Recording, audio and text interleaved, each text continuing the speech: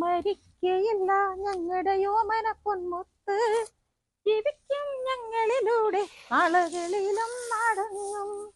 ഇല്ല മരിക്കയില്ല ഞങ്ങളുടെ യോമന പൊന്മുത്ത്, ജീവിക്കും ഞങ്ങളിലൂടെ നാളുകളിലും നാടങ്ങും.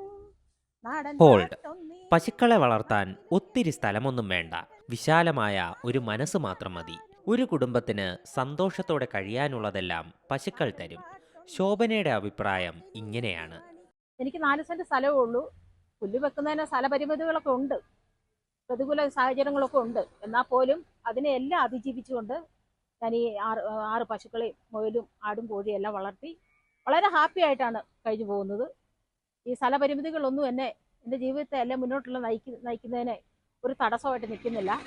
നല്ല രീതിയിൽ തന്നെ ഇതിനെയൊക്കെ വളർത്തി വളരെ ഹാപ്പി ആയിട്ട് വളരെ സന്തോഷത്തോടു കൂടി തന്നെയാണ് ഞാൻ മുന്നോട്ട് ഓരോ ദിനവും തള്ളി നീക്കുന്നത്. അതിരാവിലെ മുതൽ തുടങ്ങുന്ന തിരക്കുകൾക്കിടയിലും ചെറുപ്പം മുതൽ ഒപ്പം ചേർന്ന കലയെ ഉപേക്ഷിക്കാനും ഈ വീട്ടമ്മ തയ്യാറല്ല.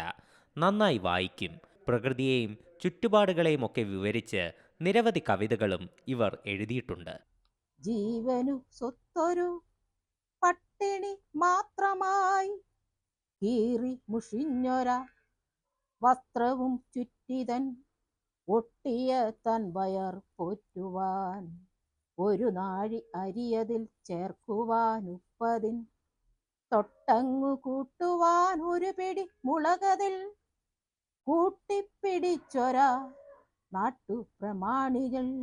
പശുക്കളെയും കോഴികളെയും ഒക്കെ പരിപാലിക്കുന്നതിനിടെയാണ് ഓരോ വരികളും ഇവർ എഴുതുന്നത്. പിന്നീട് വീണ്ടും ചൊല്ലി ഹൃദ്യസ്ഥമാക്കും. അതിനുശേഷമാണ് കടലാസിലേക്ക് പകർത്തുക. ചെറുപ്പം മുതൽ തന്നെ കലാപരിപാടിക്കൊക്കെ പങ്കെടുക്കാറുണ്ടായിരുന്നു.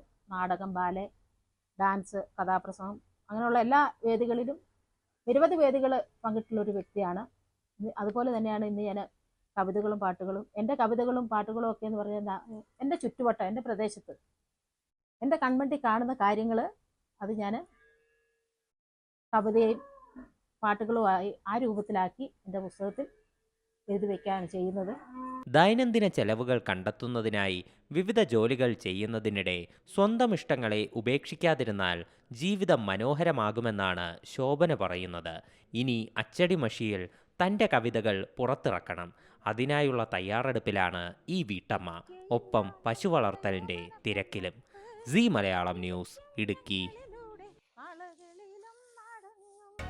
പുതിയ വാർത്തകളും വിശേഷങ്ങളും ഇനി വിരൽ തുമ്പിൽ.